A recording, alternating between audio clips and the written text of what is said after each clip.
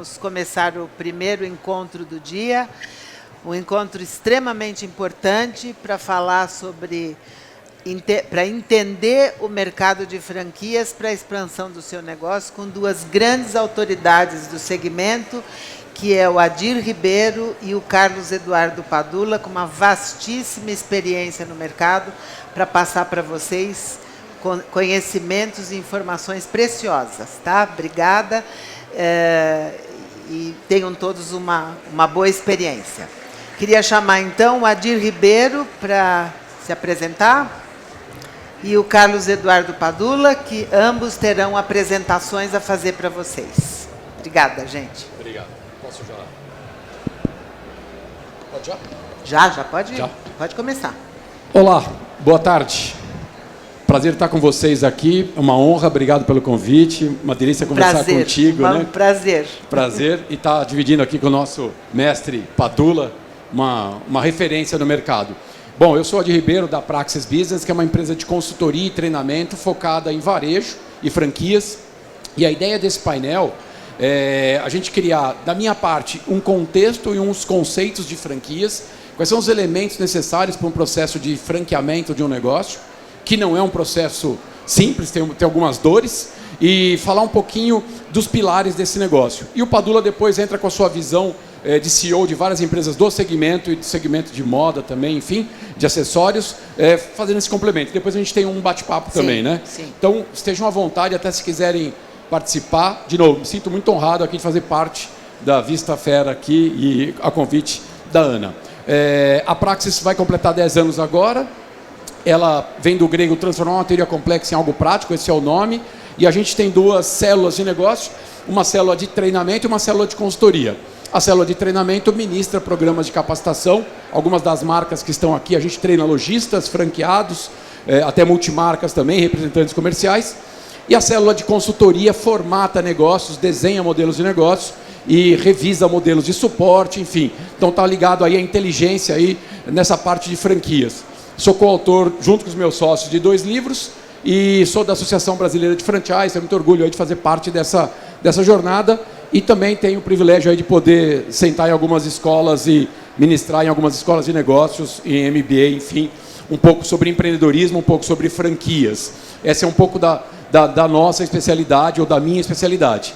E algumas das marcas que a gente tem atendido, né, a gente vive em função desses clientes. Está aqui a Le Postiche, que a gente tem um privilégio muito grande, Poké, Hope, enfim, o Padula já vai falar também aqui. A gente tem a honra de poder atender várias dessas marcas, seja em capacitação, seja em consultoria. Então, isso é um pouquinho da Praxis, eu acho que só para me dar um pouco mais de essência do que a gente vai conversar no dia de hoje. Se o meu papel é trazer um pouco do contexto e da essência de franquias, e depois quem quiser esse material aqui, no final vai ter um e-mail, pode me perguntar, pode me pedir, ou pode fotografar à vontade, tá? Material de vocês. O tema franquia vem sendo muito recorrente. Agora, no mês que vem, tem uma das maiores feiras de franquias do mundo, né? no Expo Center Norte. Cerca de 70 mil são visitantes. E esse é um tema que as pessoas estão procurando bastante. E muitas marcas hoje aderiram ao modelo de franquias como forma de expansão de negócios. Não vim aqui dizer que franquia é fácil, que todo modelo de negócio é franqueável, porque não é, mas ela tem uma série de benefícios. Então a minha ideia é trazer um pouco dessa essência para vocês e começar conceituando o que a gente entende por franquia. Franquia tem a ver com clonagem de negócio. Franquia tem a ver com alguém que produz algo, não necessariamente precisa ter a fábrica em si, mas que produz um método, produz um serviço, produz a mesma lógica de produto, enfim, desenha. A lógica aqui não é de pertencer ou não à fábrica, mas de deter algum conhecimento, clonar isso para atender aí os consumidores, clientes finais. No mundo linear é fácil explicar assim. No mundo da disrupção, talvez aqui a gente já tenha uma série de desafios que envolvem o sistema de franquias, porque o sistema de franquias é uma modelagem de negócio. E por si só não é um negócio, né? É um dos canais de vendas que uma empresa tem para disponibilizar seus produtos e serviços no mercado. E tem na sua essência, para o franqueador, uma estratégia para expandir mercado, para cobrir mais cliente, para acessar mais cliente, para fortalecer a marca. E do lado do franqueado, uma oportunidade para operar um negócio estruturado. Nunca sucesso garantido. Talvez aqui tenha um pouco da ilusão ou da falta de informação, e que as franqueadoras estão trabalhando muito forte com isso para que as pessoas que entram no sistema tenham e sejam cada vez mais alinhados em termos de expectativas, né? Vou falar um pouquinho disso um pouquinho mais para frente. Mas aqui já começa um primeiro paradoxo, um primeiro desafio de franquias, porque se franquia é clonagem de negócio, se franquia é clonagem de algo que deu certo e que está em constante evolução, um dos desafios quando o sujeito abre uma franquia, às vezes, é dizer o seguinte: poxa, na minha cidade esse teu padrão não funciona. Poxa, mas se franquia é padrão, então esse já começa a ser um primeiro desafio dessa modelagem de negócio, mas que tem solução sim, e dá para a gente pensar bem. O Brasil, hoje, é considerado o 4º país do mundo em marcas franqueadoras, com cerca de 2.900 redes, marcas, como uma Valizer, que está aqui, como a própria Reco, como a própria... quem mais que está aqui, Padula, franqueadores? Eu sei que a Reco, né? Estava conversando com eles agora, a Valizer... Plié inaugurando, enfim, a Plié tem o grupo High Steel, então algumas das marcas que estão aqui já são dessas franqueadoras. Notem, quando a gente olha para o modelo americano e o modelo brasileiro, a média de unidades por rede é bastante diferente. Então o Brasil está atrás de países como, não necessariamente nessa ordem, China, Estados Unidos e Coreia, são os 3 maiores países de marcas franqueadoras, e a franquia, que é a linha azul aqui, tem crescido, o segmento de franchising, a ABF acompanha esses números, a Associação Brasileira de Franchising, tem crescido sempre mais do que o PIB. A gente tem olhado esse crescimento acumulado nos últimos 10, 15 anos, em torno de 6, 7 pontos percentuais. O que pode nos levar a uma ilusão de que é só abrir franquia que o negócio vai dar certo. Não necessariamente verdade, mas, por outro lado, é verdade sim. A taxa de mortalidade no sistema de franquias é infinitamente menor do que a taxa de mortalidade em negócios independentes. Porque franquia tem todo um conjunto de know-how, um conjunto de conhecimento e um suporte, mas não significa sucesso garantido. Isso é importante ter isso em mente. Os números aqui cresceram 7% contra um PIB de 1%, então são números aí com uma certa consistência. E um país que está aprendendo muito a fazer franquias, né? Um país que está se desenvolvendo, e eu posso dizer que eu visito muitos franqueadores americanos, em termos de tecnologia, de gestão, nós estamos muito bem, né, Padula, de conhecimento. O que a gente não tem é o mercado consumidor que eles têm. A gente não tem esse mercado consumidor, a gente não tem o nível de emprego que eles têm, infelizmente. Se tivesse, essas empresas aqui estariam bombando cada vez mais, já são grandes, mas estariam muito melhor ainda. Em termos de tamanhos, a 7-Eleven é a maior franqueadora do mundo, aí, com 65 mil unidades. Não sei se todos conhecem, mas é uma rede de loja de conveniência. Já esteve no Brasil na década de 90, o modelo não estava muito ajustado. E a maior rede de franquias em termos de faturamento é o McDonald's, com 90 bilhões de dólares, com cerca de 35, 36 mil pontos de venda.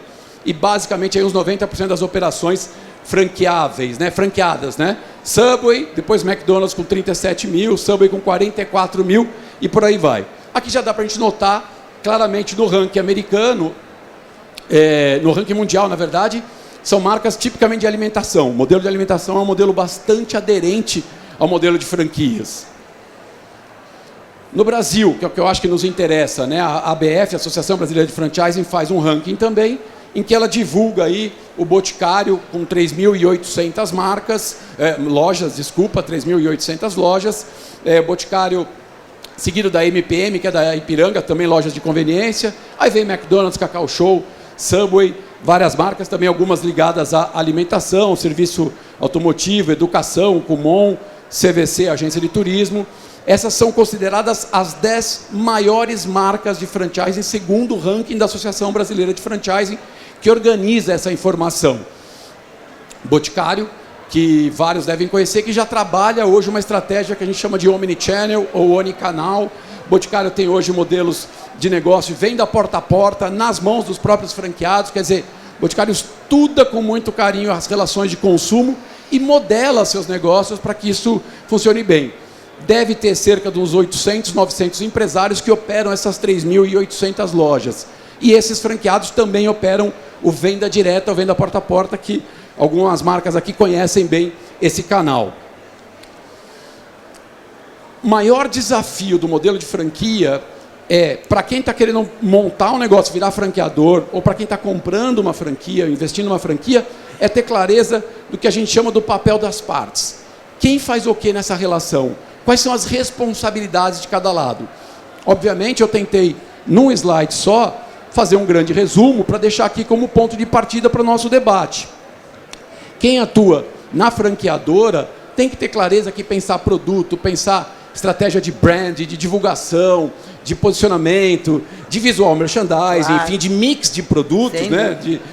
Mais do que o mix, mas de toda a estratégia de produto, para depois pensar a comunicação, enfim. E aqui a Geni, que é uma expert nesse assunto aqui, pode nos ajudar. Isso são responsabilidades da franqueadora, que deve ter um pensamento de 3 a 5 anos. Tem que ter um pensamento de médio e longo prazo.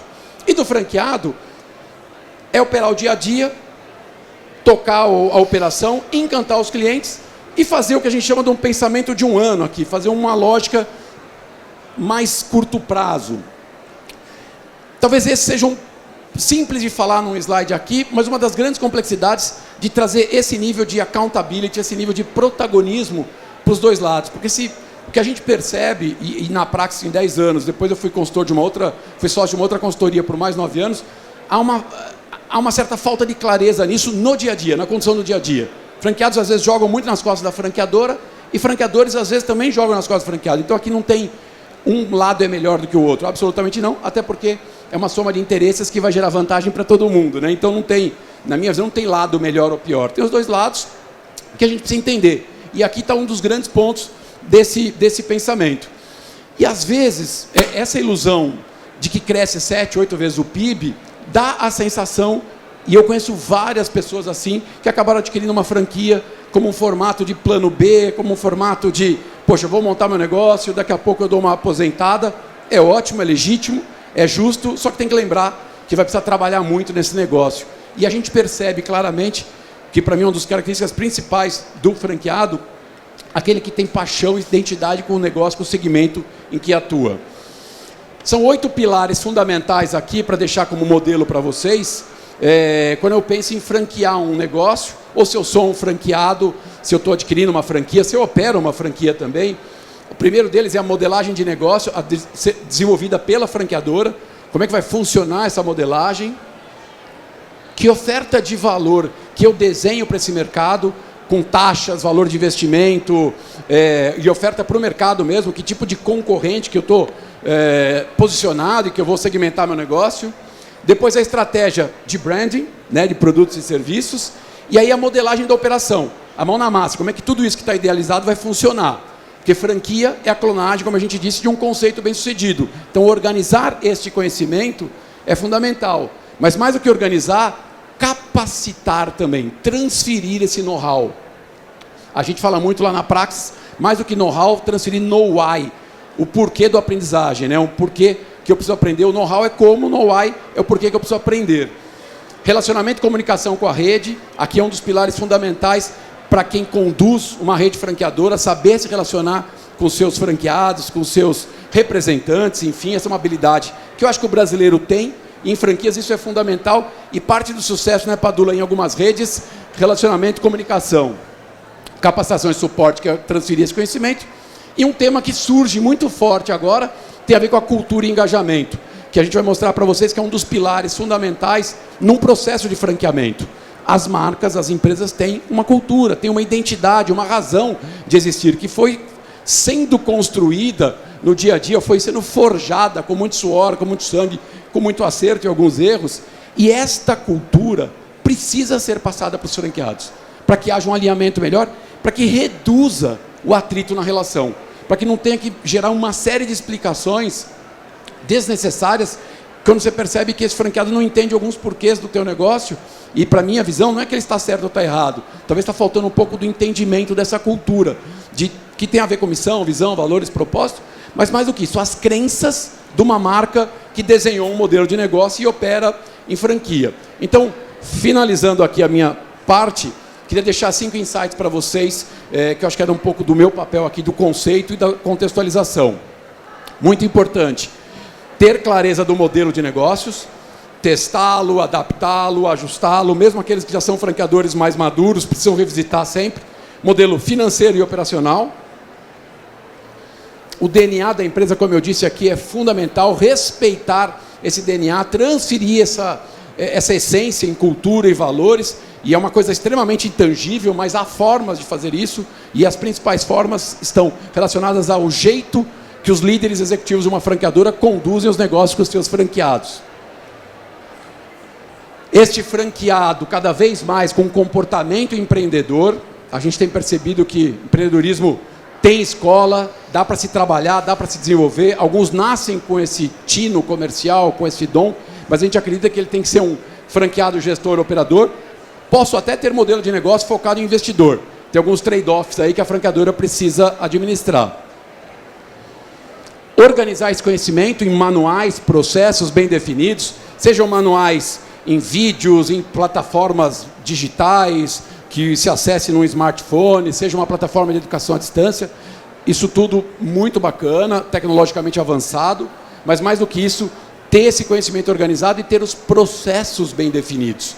Eu gosto muito de uma definição do McDonald's, quando eles trabalham com seus franqueados 11 meses de treinamento antes do franqueado abrir uma franquia.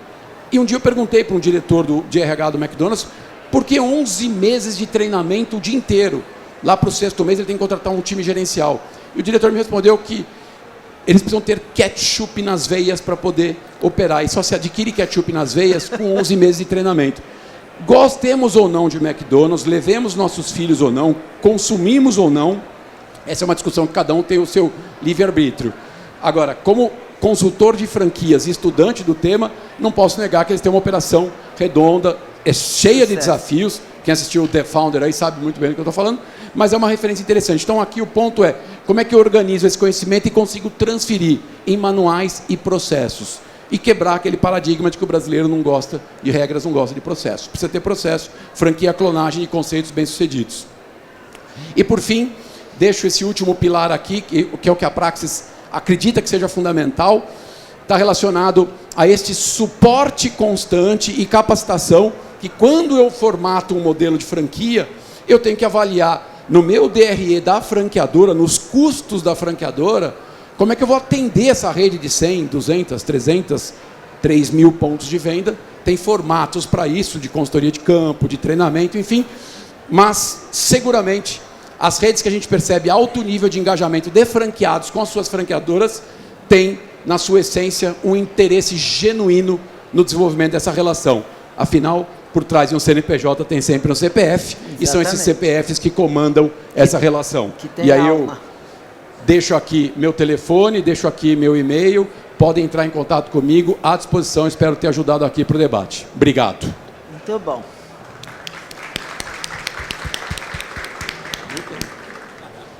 Vamos lá, Padula. Bom, enquanto eles colocam na tela, Aninha, beijo, querida. Prazer estar aqui com você, tá bom? Bom, pessoal, boa tarde. É um prazer estar aqui com vocês. Somente do lado de quem eu estou acompanhado, o Adir, um parceiro de longa data. Por todas as empresas que eu participei, o Adir foi sempre a Praxis, na persona do Adir, um parceiro importante para capacitar e me ajudar a formatar os negócios, né? São quase 12 anos aí que a gente se aguenta mutuamente, né? Então, vamos lá. Engenheiro de formação, acabei entrando no segmento de lingerie, do qual eu participei 20 anos. Hoje eu estou como CEO de uma empresa que não é mais um segmento, a Lepochiche, bolsas, mochilas, artefatos de couro e viagem, mas por 20 anos eu convivi no segmento que é o core desse negócio, que é o core da Vista Fair. É um segmento que eu conheço razoavelmente bem. E é sobre ele que eu quero conversar um pouquinho com vocês. O Adir, de uma forma muito bacana, colocou para a gente, com a didática dele, o que está acontecendo no mundo de franquia. A ABF, para quem não conhece, a Associação Brasileira de Franquias, tem pouco mais de 30 anos, mas de verdade foram nos últimos 20 anos que a franquia começou a acontecer no Brasil, com muita velocidade. Eu queria mostrar para vocês que vivem nesse segmento de lingerie, praia, fitness, o que está acontecendo nesse segmento, que às vezes pode passar por desapercebido para o que está dentro dele. Quando a gente está um pouco de fora, a gente enxerga um pouco melhor. Então vamos lá.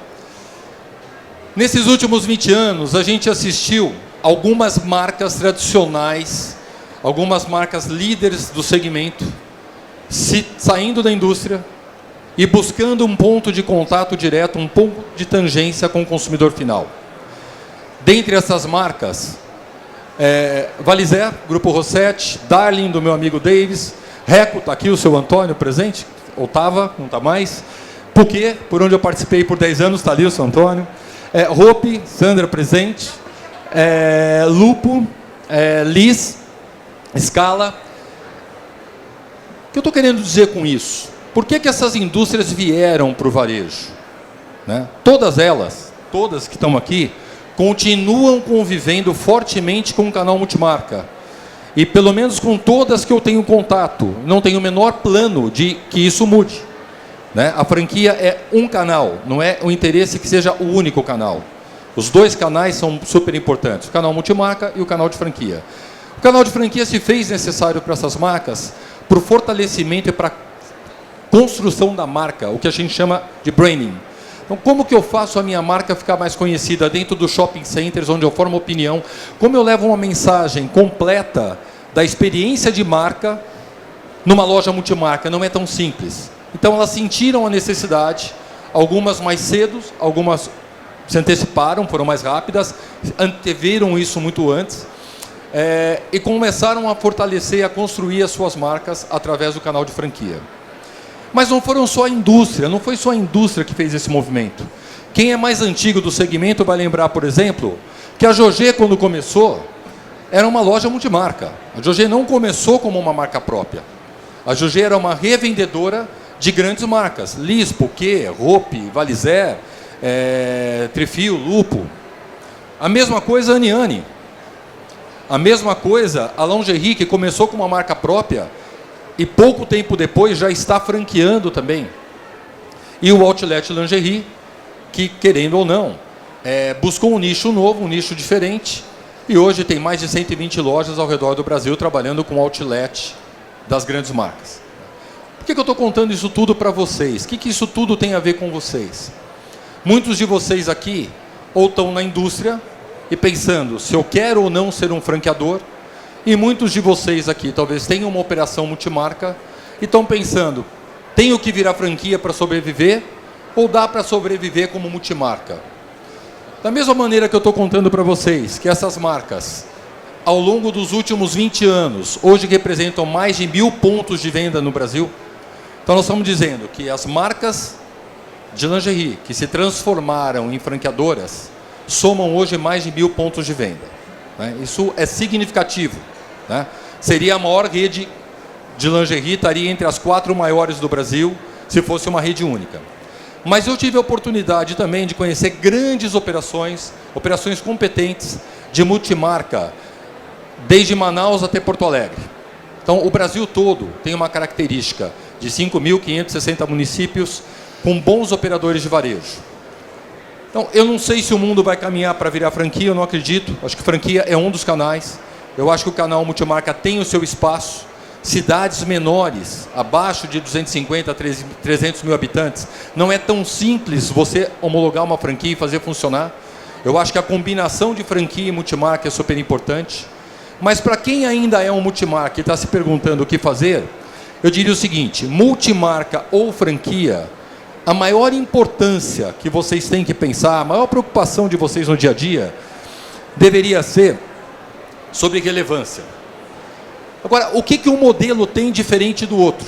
O que um modelo oferece e o outro... Quais são as peculiaridades de operar multimarca ou operar franquia? Primeiro ponto, quando eu opero multimarca, eu tenho total liberdade de gestão, a operação é minha. Eu faço o que eu bem entender com o meu negócio. Quando eu me transformo num franqueado, eu tenho que abrir mão de parte dessa liberdade, porque eu passo a seguir os padrões da rede. É lógico que uma rede inteligente vai criar um conselho de franqueados e vai dar voz para os bons operadores para fazer isso a 4 mãos. Mas uma vez definido um padrão, estabelecido um padrão, ele tem que ser seguido. Então essa é uma diferença importante, porque aqueles que gostam de ter liberdade total vão ter dificuldades no modelo de franquia. Segunda diferença importante. Aqui eu tenho maior risco. Quando eu estou sozinho no jogo, eu posso acertar muito ou eu posso errar muito. Então vai depender única e exclusivamente da competência de cada um. Enquanto quando eu estou numa rede de franquia, quando eu padronizo um modelo de operação, eu acabo padronizando também o conhecimento.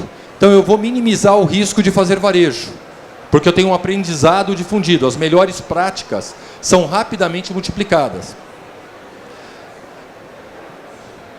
Eu tenho que construir uma marca sozinho.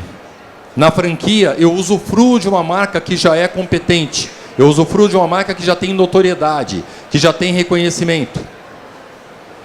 Quando eu estou na multimarca, eu tenho uma gestão 360. Eu tenho o chapéu de gerente de marketing, eu tenho o chapéu de diretor de operações, eu tenho o chapéu de financeiro, eu tenho o chapéu de compras, todos os chapéus estão comigo.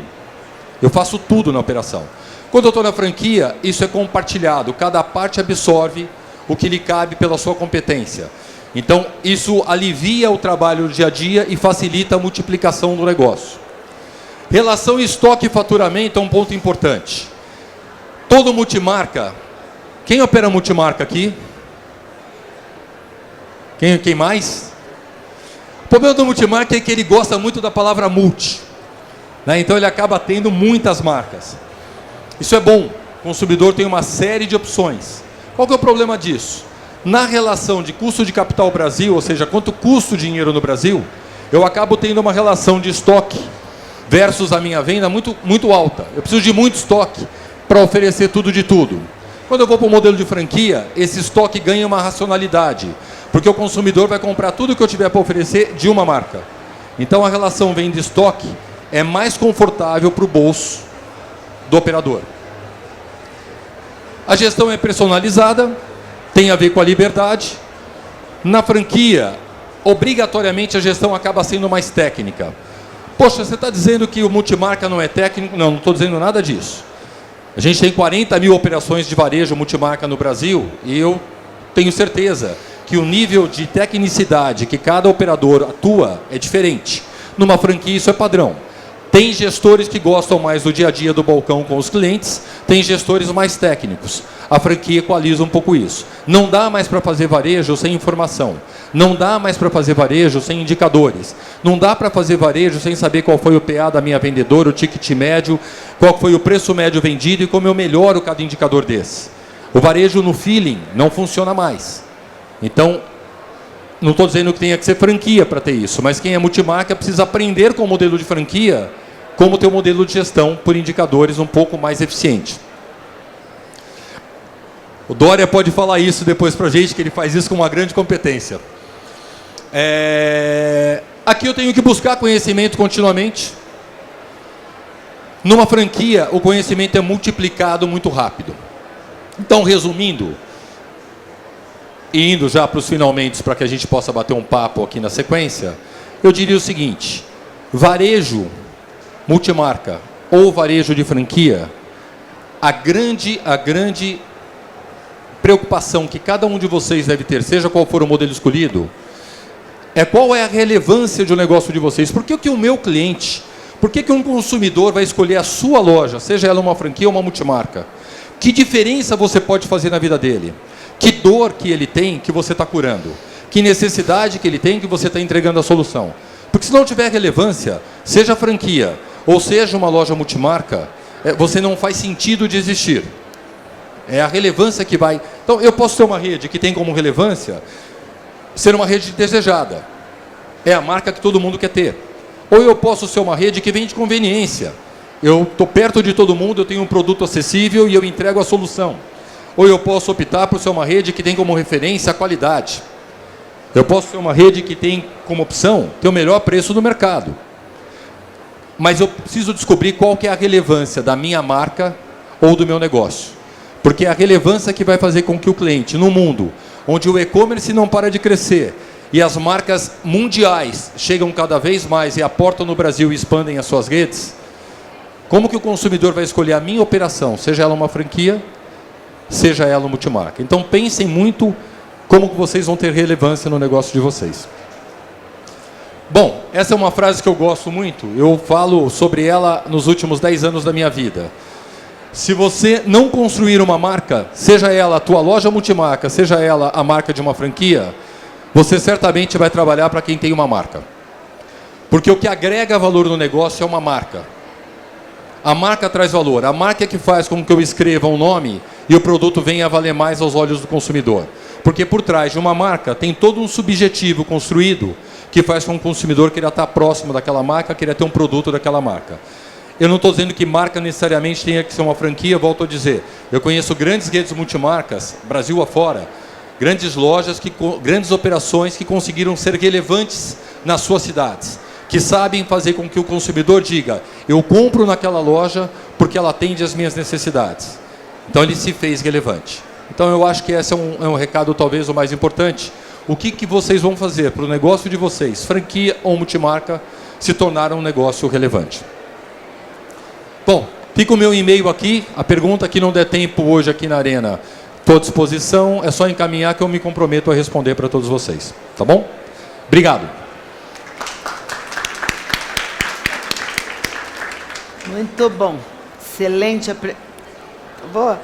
Excelente apresentação dos dois. Eu vou colocar aqui já de antemão uma observação para vocês falarem, responderem. Quando o Adir falou logo no início, mas eu queria ouvir a opinião dos dois, sobre a importância da cultura e dos valores do negócio. Eu acho que isso é fundamental, não só num esquema de franquia, mas num esquema de uma marca em geral. A marca tem que trabalhar muito a sua cultura e os seus valores. Eu queria que vocês falassem um pouco mais, porque eu acho que isso é tão importante na operação, para que isso fique ainda mais gravado na memória de todo mundo. Os mais velhos primeiro. Eu posso parecer mais velho, mas não sou. No RG não sou. Mas, como ele falou, eu vou... Esse é um tema... Hoje de manhã eu estava num painel na CBN, exatamente sobre esse tema de cultura, de propósito, enfim. Eu acho que o ponto de partida, eu vou me inspirar talvez no seu Nissim, né, com mais de 50 anos que criou esse negócio, tem vários cases de sucesso, é tentar entender quais foram as crenças no nascimento da empresa, quais foram os princípios, organizar tudo isso, que não é fácil, porque é intangível, porque não é a missão, visão, valores pendurada num quadro na parede, é o que está por trás da parede que sustenta aquele quadro. E eu fico feliz que cada vez mais o tema vem à tona, e em franquias, na minha visão, esse parece ser um dos grandes pontos de redução de atrito, de ter clareza de qual é o propósito, o que os americanos chamam lá na NRF, na verdade, de reason why. Por que existe essa empresa, que desejo que ela satisfaz, ou que dor que ela elimina, ou que contribuição ela traz para o universo, para o ecossistema que ela está inserida. Então, quando eu falo do ketchup nas veias do McDonald's, é a organização que eles chamam lá, eles têm 4 princípios básicos: qualidade, serviço, limpeza e valor. São 4 elementos que eles não abrem mão. E o mais engraçado é toda empresa tem o seu ketchup, né? E aí que sirva só como uma referência, uma alusão, de organizar essa crença, esse know-how, a forma de fazer as coisas e alinhar essas pessoas nesse processo. Tem uma marca que eu acho que algumas marcas hoje despontam no mercado, no varejo, como referências em cultura, que não são desse segmento, que acho que podem trazer inspiração. Algumas que eu conheço um pouco mais de perto, Chili Beans, por exemplo. Chili Beans, você vê os quiosques, vê as lojas, eu brinco que todo mundo tem a mesma cara e são todos diferentes. E um dia eu fui perguntar para Chili Beans, para o Caíto, falei: Caíto, cadê o livro de cultura? Ele falou: como assim? Não tem o livro de cultura, porque a cultura é praticada no dia a dia. A cultura vem do exemplo, a cultura vem da forma de conduzir as coisas. A sala de reunião da Chili Beans tem um polidense. Eu nem sabia para que servia esse polidense. Eu fui descobrir lá na Chili Beans, fui entender o que era. Então tem um polidense. Você vai na convenção dos caras... Eu, quando vou dar aula na Chili Beans, os caras falam: o senhor é pastor, o senhor é o quê? Né? Porque eu estou fora do jeitão Chili Beans de ser. E eu falo aqui com muito carinho, muito respeito. E outra marca que eu acho que vem fazendo um trabalho bonito de propósito, de marca, tem várias. É a Reserva, quando ela tem um propósito de doar, por exemplo, 5 pratos de comida para a compra de um produto, ou quando ela diz que no Dia das Mães libera todo mundo das lojas, fecha as lojas, perde esse dinheiro no varejo. Mas isso não acho que é bonitinho, é porque está na essência dos fundadores. Então, o propósito tem muito a ver com a crença dos fundadores. Eu citei seu Nissim, que é um grande exemplo para todos nós também, assim, na crença dos fundadores, né, Padula? Eu acho que isso E transferir isso é um desafio gigantesco. É quase que no dia a dia da franquia. Eu coloquei no final sobre relevância um pouco disso, né? Eu tive a oportunidade de participar de um projeto de uma marca que eu gosto muito, que é a Puquê. E a Puquê a gente tinha um grande desafio. Não dava mais para ser uma fábrica de meia. Que já tinha a Lupo, que era gigante, e já tinha a Trifil, que hoje são uma empresa só, né? A Trifil, o Grupo Scalina foi adquirido pela Lupo, mas também já existiam. E a Puquê era uma empresa pequena. Nós fazíamos, na época, 350, 360 mil pares de meia por mês, enquanto o Lupo e Trifil faziam 5, 6 milhões de pares. Então era impossível disputar mercado vendendo meia. Mas tinha um propósito muito claro do que a Puquê queria ser. A Puquê queria vender alegria, ela não queria vender meia. Se vocês entrarem numa loja da Puquê hoje, que nem mais pertence aos fundadores, né, pertence a um fundo que chama Esquadra, meia... Que é o dono da Imaginário, né? Que é o mesmo dono do Grupo Imaginário. Talvez meia ocupe 10%, 15% da loja. Porque o que a marca se propôs a fazer foi vender alegria, vender o lúdico. E aí não dá para ser isso se isso não estiver impregnado na empresa inteira. Não dá para fazer uma convenção de uma marca que quer ser alegre, que quer passar essa proposta para os licenciados, para que em cada franquia, Brasil afora, o atendimento da franquia reflita essa alegria, se a convenção for chata, por exemplo. Ou se na reunião de negócio só falar de número e não falar de alegria. Quer dizer, isso tem que estar impregnado na cultura da empresa. Eu sempre brinco dentro das empresas que não adianta tentar educar a empresa por reuniões. Eu falo, quem tem filho sabe o que eu estou dizendo. Você não pega o teu filho e fala assim, olha, sexta-feira das 10 às 11 nós vamos ter uma reunião sobre educação. E aí você senta com ele por 1 hora, explica o que é ser educado, e aí você acha que ele sai de lá sabendo o que é ser educado. Não é assim que a gente educa filho. E numa empresa não é diferente. O exemplo diário para o teu filho é o que faz ele receber os valores da tua família. E o exemplo diário da companhia, em cada atitude, em cada e-mail, em cada decisão tomada, que tem que refletir a cultura da empresa, é que vai construir um ambiente onde isso esteja sedimentado e gere confiança. Então, e isso é que vai trazer a relevância da sua marca. Muito bom. Excelente resposta que juntou a transmissão de cultura e valor com a relevância do negócio, porque a relevância é fundamental em tudo. A relevância do produto, do mix, da apresentação, da vitrine e, especialmente, eu estou oferecendo aquilo que o mercado quer, precisa, o que não tem, porque tem um pouco muito também, um pouco bastante, eu acho, da questão de todo mundo oferecer mais do mesmo, certo? Queria que vocês falassem um pouco isso. Ô, Gini, desculpa, ô Padula, perdão, eu só me lembrei aqui, o Marcelo acabou de mandar uma foto.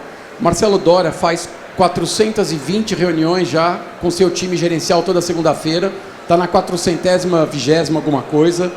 Hoje ele está com um time aqui com umas 20 pessoas, os 20 melhores. Cultura se faz assim, não é só por treinamento, mas é pelo repassar das coisas, e é multimarca, um fenômeno. Conheci agora em Nova York, acho que eu não preciso ir lá para Harvard para aprender sobre isso, está aqui no Brasil, né, um monte de exemplo de sucesso. Cultura se faz assim, dando carinho e sentimento de pertencimento para um pessoal que eu fui lá, e eu perguntei para umas 10 pessoas, na frente dele assim, falei, por que os clientes vêm aqui? Todas e todos, que tinham homens também, que eu perguntei, foram unânimes. Pela qualidade do atendimento, a gente trata com dignidade o cliente. Isso é cultura, não está num PowerPoint, está impregnado. Então, Marcelo, parabéns, é uma inspiração aí, tá?